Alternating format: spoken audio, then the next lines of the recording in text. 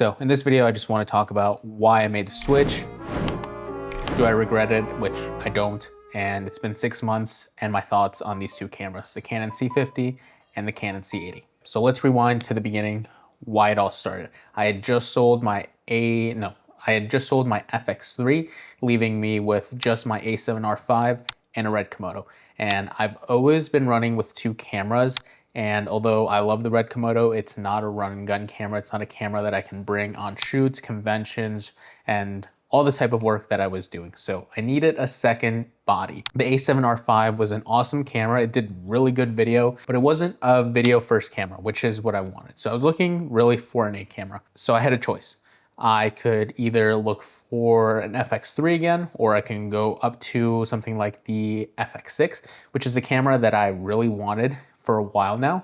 But the problem with those two is they were getting pretty dated, and they still are pretty dated. No updates as of now. And they were super expensive, and I think even more expensive than when they first came out. Didn't feel right picking up either of those cameras when I knew that there was better cameras out there.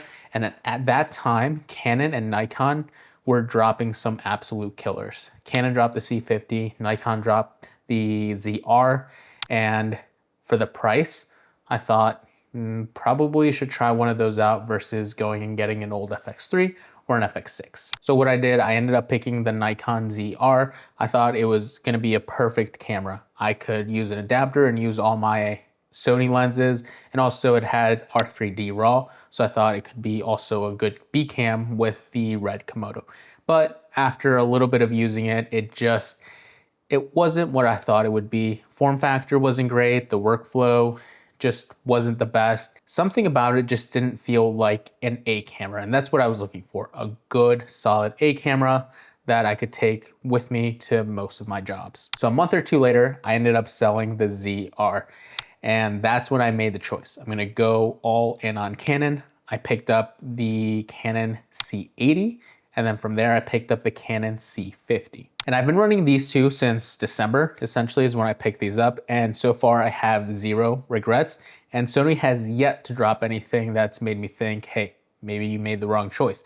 And at this point, I don't think they can drop anything that I would regret switching over to Canon, because so far had a blast with these two cameras. Okay, so let's start with this C80. And I wanna talk about this camera because it has legitimately changed how I work, how I do run and gun, and it's been an awesome camera. So some of the pros, the form factor, it's great. It feels awesome in the hands, but the real X factor of this camera is the internal NDs, which is one of the reasons why I wanted the FX6, but this camera has it as well. I cannot overstate how much the internal NDs simplify my life, because I can walk into a bright location and just dial in the NDs internally, and I don't have to mess with screw-on filters, which honestly for a while, I just completely stopped using. I just didn't even bring them. I would always just open or close down the lens, go to like F22 and do that instead of using ND filters, because it was just such a hassle. So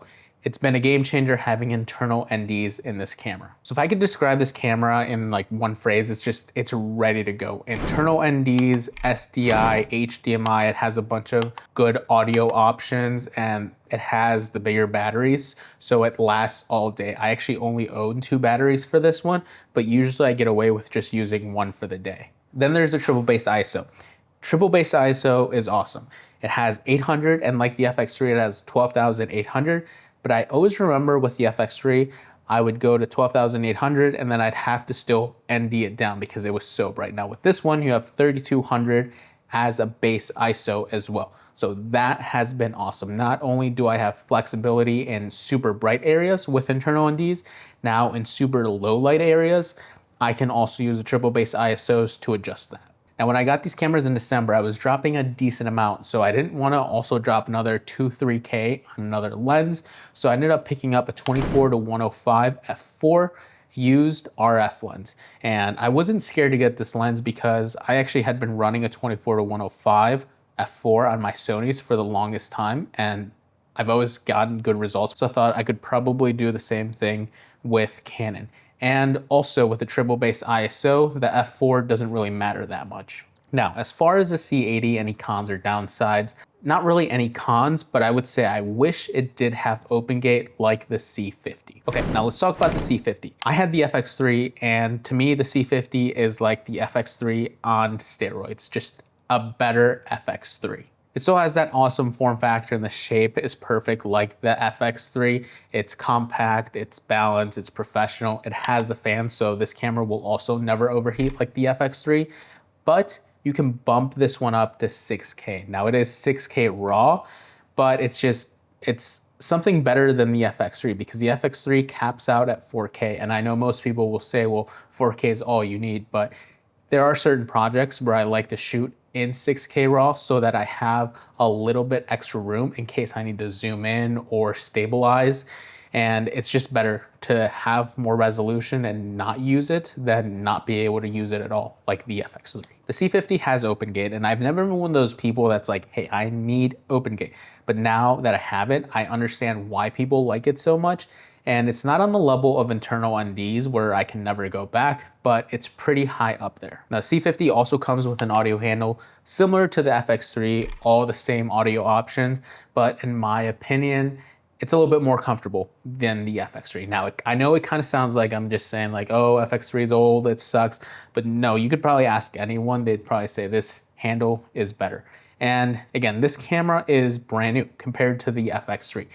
It's got to be better than the FX3. It's not an FX3 killer, but it's definitely a better FX3. Now, one of the cons for the C50, it has no IBIS.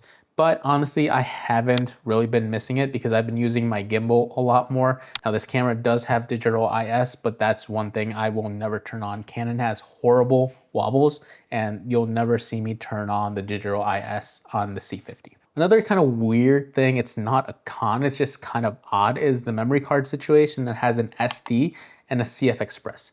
And I think some cameras are doing that. It's not really a con, it's just kind of odd. I would say it'd be better if you just had two of the same type of cards options in there, but again, not an issue. Now I'm kind of hesitant to put this in a con, but the battery is kind of average, especially compared to the C80, but the C80 has the bigger battery. So it's really not fair, but from what I can remember, the FX3 battery is kind of on par or maybe a little bit better. So the way I've been using these two cameras is I run an agency called Gone Creative here in Ohio. We focused on helping service-based businesses scale through paid ads and meta and video branding. So it's a lot more planned shoots and video ads. So not as much running and gunning, but here's a typical setup I have. I have the C50 on a gimbal, and then I have the C80 rigged up and ready to go for handheld shots and B-roll and places where I can't take the gimbal or where I just like to be a little bit more mobile. And because I've been doing a lot more of this type of work, I guess you could say the C80 is my B camera and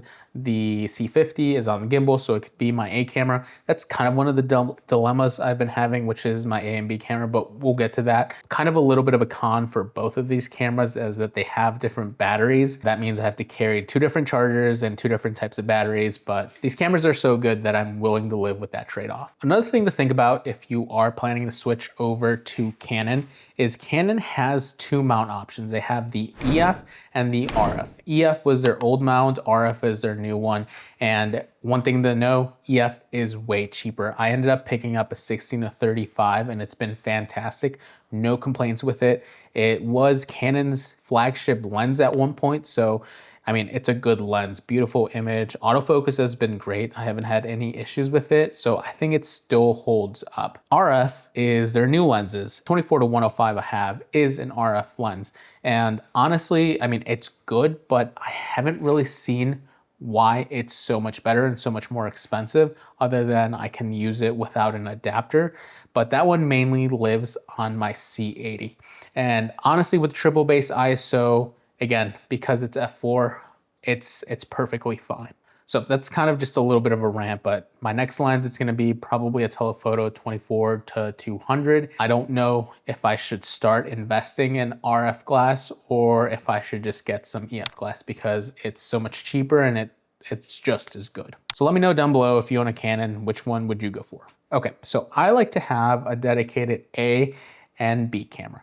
which sounds kind of silly, but that's just the way I like to have it. The issue with these two cameras is they complement each other so well. They have different strengths like the open gate or the internal NDs.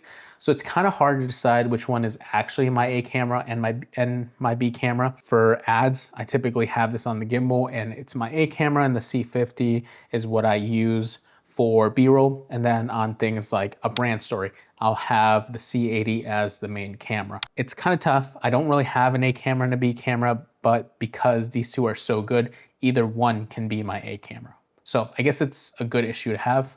So bottom line, switching from Sony to Canon has been absolutely the right call for me. These two cameras have been essential in the work that I've done, and I'm excited to keep pushing them. So if you're on the fence about switching from Sony to Canon or Sony to something else, hopefully this gives you some insight of my experience with it, with switching, and let me know what you're thinking of switching with, or if you think I made a mistake switching from Sony to Canon.